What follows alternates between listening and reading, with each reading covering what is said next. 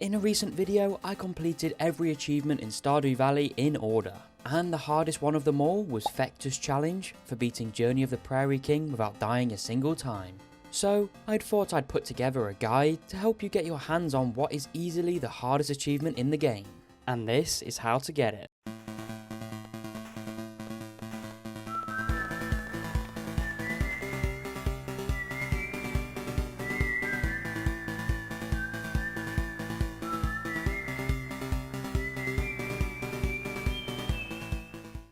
Before we even get into the gameplay itself, we need to cover one method that makes this achievement 100 times easier than it seems: saving between levels. Each time you beat a level of Journey of the Prairie King without dying, you can simply press escape to leave the arcade machine and head home to sleep. Then the next time you load back into the game, simply press continue journey and your progress will still be saved. The reason this makes the achievement so much easier is because if you end up dying on a level, you can simply restart the entire day from the main menu, head back to the saloon, and try again with your no death progress still intact. With the gameplay itself, you move around using WASD and shoot using the arrow keys.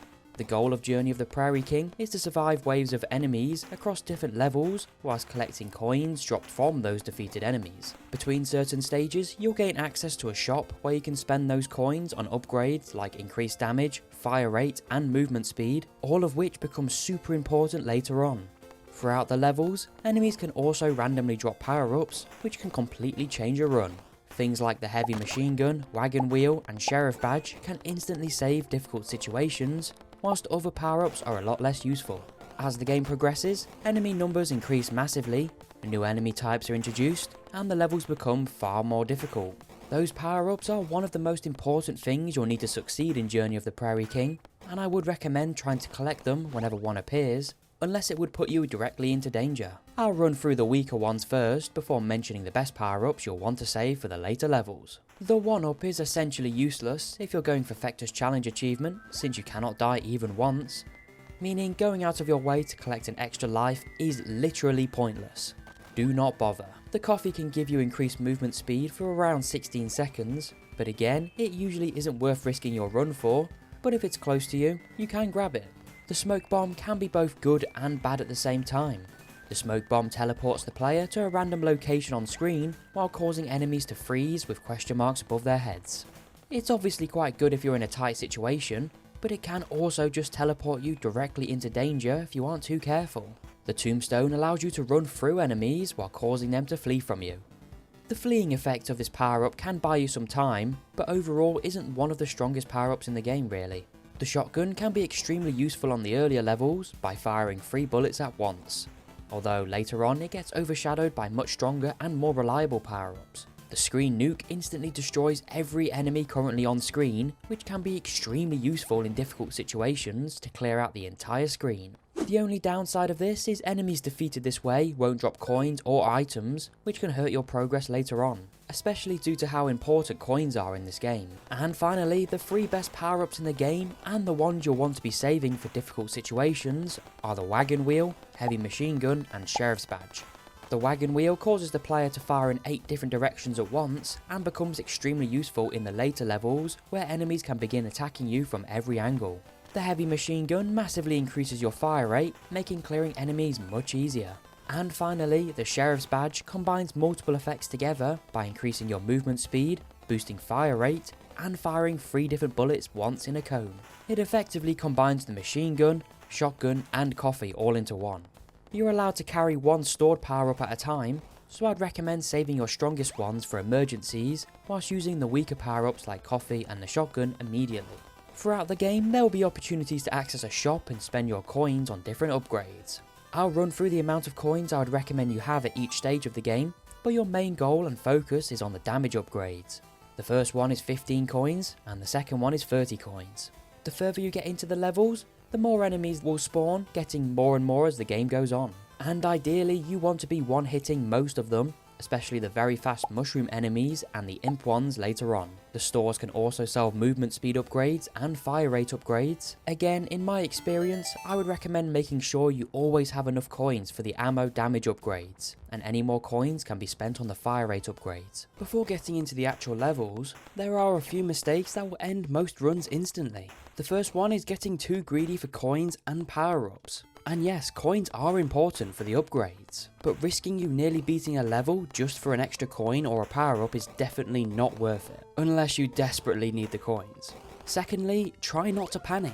A lot of deaths in Journey of the Prairie King comes from players moving around too quickly and trapping themselves instead of trying to stay calm and creating space. Sometimes sticking to the corners and firing in each direction can work as a good strategy, so don't think you need to stay in the centre at all times. To start off, the first few levels aren't too difficult. As long as you're careful and using any power-ups you get at good times, you should be able to get through level 1 with relative ease, and after I beat it, I backed out of the machine, headed home to save my progress. The strategy remains the same for level 2, apart from the fact that you want to end this level with at least 15 coins to buy the first damage upgrade that comes after you beat it. This time there will be a lot more enemies to deal with, but you do have access to some barricades to use for your benefit. There is one new enemy for this stage and is the spike ball, which walks to a random location and deploys an armoured spike ball onto the field. When touched, it will kill the player, so try and stay away from them. They do have 2 HP, so they will take 2 shots to take down, but since they don't attack you directly, I would try and focus on the orcs first and then the spike balls. Sometimes they can deploy in very useful areas to block the orcs, but again, it shouldn't be too much trouble to clear. Just try and keep your distance and use your power-ups effectively. Remember, if you end up dying, you can simply back out of the arcade machine and restart the day to try again. Honestly, don't be afraid to restart weak runs early. If you're struggling to collect enough coins for the first damage upgrade, restarting the run can genuinely save you a lot of time later. In my experience, most of my restarts on this level came from when I didn't get enough coins to afford the ammo damage upgrade, to which I suppose it isn't required to get just yet. But I would recommend getting it this early, as the next stage will bring a new enemy taking 3 shots to take down. After a few tries, I finished level 2 with 18 coins and purchased myself the first ammo damage upgrade. Make sure you're making it directly to the next level before backing out and saving your progress. After sleeping once again, for level 2, the field is a lot more open this time and is the introduction of those 3 HP enemies, the ogres. The ogres move much slower than the orcs, but take 3 shots to take down with no ammo upgrade, and 2 shots to take down with the ammo upgrade. The strategy of keeping your distance and using your power-ups wisely applies the same here. However, since the ogres move very slowly, I will still try to prioritise the orcs first, since they can start piling up very fast if left alone. With most of these early levels, power-up usage is the best tip you can get, making sure to use them at great times and only when you absolutely need to. After a few attempts, you should be able to pass on to the next level. This final level is the last one in this area and can be quite tough to take down. This time you will have a lot of cover surrounding you, so please use it to your advantage. There are only 4 entry points, 1 in each direction. Once you get the hang of it, this stage can actually be quite simple, since well, they can only flood in 4 different directions, and sometimes the spike balls can actually help you out, by blocking 1 or more of the entrances, stopping enemies from even entering. If you see one doing this, don't shoot it, use it to your advantage. Power-ups like the smoke bomb are really unhelpful in this level, since they will mostly teleport you outside of the box and into more trouble. Not just that, make sure you're collecting as many coins as possible, of course when it's safe to do so. It will take you a few attempts to get it, and if you're lucky with the power-ups that spawn, you should be able to pass it with a few tries. Once you beat it, there will be another shop you can buy things from. If you have collected 30 coins by this point, grab the next damage upgrade. If not, like my attempt where I only had 17 coins, I would recommend skipping this shop and saving them for now. You will have 3 more levels until the next shop to collect coins, so if you're close to 30 and you feel you can get enough, a gun upgrade for 10 coins to increase your fire rate also isn't a bad choice. This next level is the first boss of the game, the cowboy, and from my experience, I never found them too difficult once you figured out how they work. For some basic tips, don't use any power-ups in this stage, it's a complete waste of time, and most of them can't even reach the boss, as they can just stand behind cover most of the time. The cowboy will run out of cover and shoot a volley of bullets upwards, sometimes matching the player's movements before retreating back to cover. He often pauses behind cover and sometimes pauses outside of the cover. And it's these pauses outside of the cover where you want to be doing most of your damage. So my strategy is to play it super safe. Bait the cowboy out with your movement, wait until he pauses, and take him out. Try and stay in cover as much as possible, and just wait until he moves out with you and pauses. There isn't a time limit for these boss fights, so feel free to play it super safe. You will now be able to move on to stage 2, which is where the difficulty begins to pick up. The main difficulty of these stages is the mushroom enemies, which have 2 HP. By now, if you don't have at least 1 damage upgrade, you might have to restart. The mushroom enemies move very quickly, as fast as you do without any movement upgrades. The evil butterflies are here too, and are the first flying enemies of the game. Their movement can be challenging, and they can also spawn in from anywhere on the field. This stage did take me some time to beat without dying, and once more relies on getting lucky with power-up spawns. This is also a good stage to improve your movement, as you're going to be moving around a lot more than you have done before due to the very fast mushrooms. There is 2 little trees in both of the corners you can use to dodge enemies if you need them too.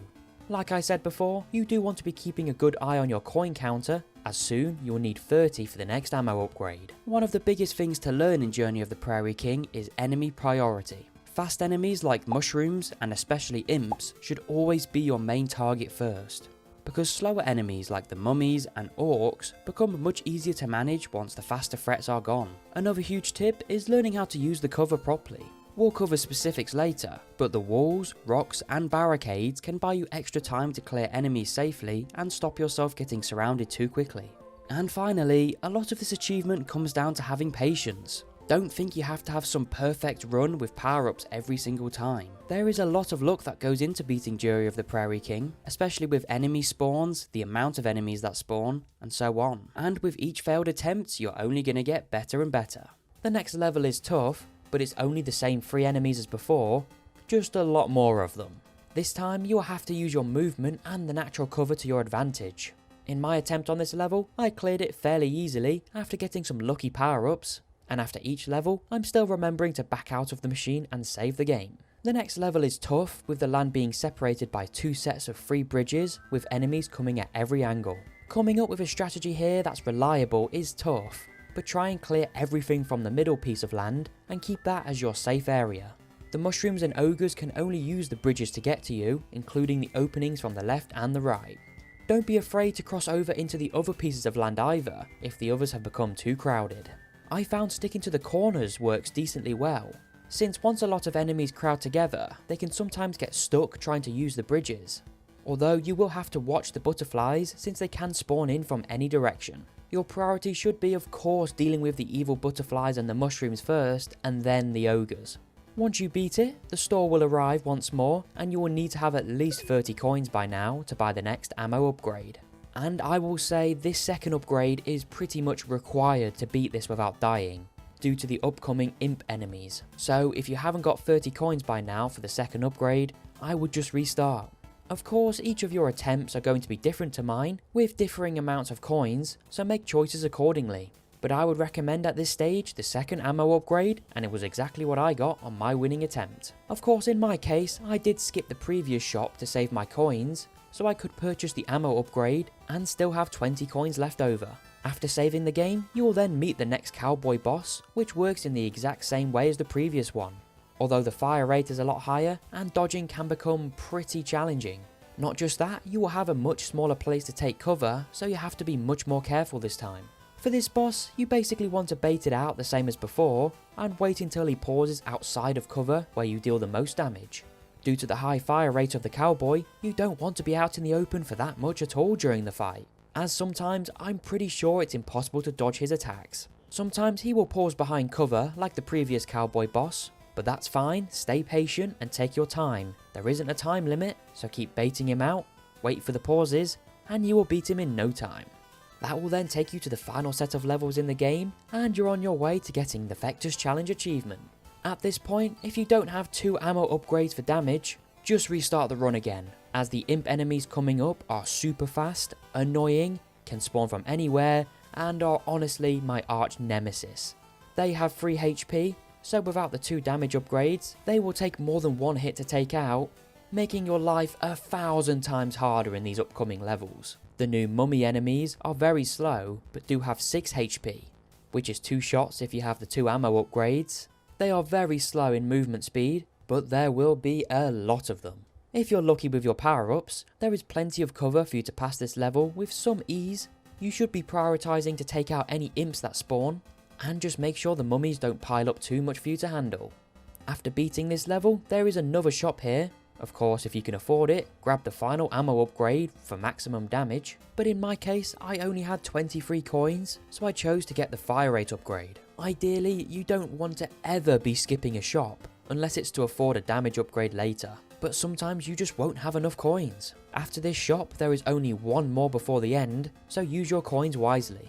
The next stage is a tough one, with it being the same 2 enemies, this time a lot more of them and not much cover to use. The imps will be spawning much more commonly now, and you will have to learn the hard way at how annoying they are to take on. You should always prioritise taking out the imps, they're the main threat. Even though it seems like this was easy for me, trust me, this is just a shortcut of the winning rounds with a few hours of pure failed attempts that will never see the light of day. Annoyingly, as you get towards the final few levels, power up luck is basically the difference between beating it and not beating it, especially the next level. But BitGamerTom viewers are tough and true warriors, and will eventually manage to beat it, taking them to the final level before Fector himself. This is probably not what you want to hear, but this next level, this level is without a doubt the hardest in the entire game. With 2 entrances for mummies, which aren't really the main issue in this level, it's the imps and the crazy amount of them that spawn in. Sometimes there will be so many imps that spawn that without the perfect power up in hand, there is no amount of skill that could make you survive. It combines your ability to shoot at angles, movement and luck with power ups to beat. On its own, I have over an hour worth of footage on attempts of this level alone. And just like the other levels, prioritise the imps, they are the problem. And unfortunately, you will have to get quite lucky with the types of power-ups that spawn. But finally, after getting very lucky with the power-ups, I had managed to beat it. Of course, if you were able to never skip a shop and get yourself a fire rate upgrade, that would be huge in this level. But in my case, I didn't have enough coins. And this level will definitely test your patience and will require a lot of attempts to beat it. But with practice makes perfect, and you're on to Fector himself. There will be one final shop before the boss, and make sure to buy anything you can, since you're on to the final level and the coins are useless after this. Of course, like I've been doing after every level, I've been backing out and saving one final time, booted the game back up, and it was time. Fector is the final boss and is significantly more difficult than the cowboy. Fector can fire directly at the player or in 8 directions like the wagon wheel power up, and the more his health decreases, he starts summoning enemies. I did use a decent strategy to beat Fector. At the start of the level, stand around this area between the 2 sets of bricks, and just continuously keep firing at him. His basic attacks at the start of the round should just completely miss you until around half health, where his attack pattern will change and will hit you if you keep standing still. You will have to turn into the Matrix to be extremely quick with your dodging skills to miss all of his attacks. I would recommend staying as far away from him as possible to increase your chances at dodging his bullets, since they will have a longer time to reach you the further away you are. Fector will start to spawn enemies after a certain point, and makes the rest of the fight much easier in all honesty. Whilst he's doing this, he will stand completely still the entire time, giving you lots of opportunities to deal damage, but overall, after a few attempts and you learn how he works, it shouldn't be that hard of a final boss to beat. And if you've been sleeping and saving your progress after every level without dying, you will have officially beaten Journey of the Prairie King without dying and got yourself Stardew Valley's hardest achievement. Even for someone like me who's played for thousands of hours of Stardew Valley, it was only recently I got this achievement for myself. Feel free to ask any more questions in the comments for any of those still struggling with it, and I'll try to answer each and every single one. If you enjoyed, a like and subscribe would mean a lot, and let me know if you'd like to see more guides just like this one. But until next time, later.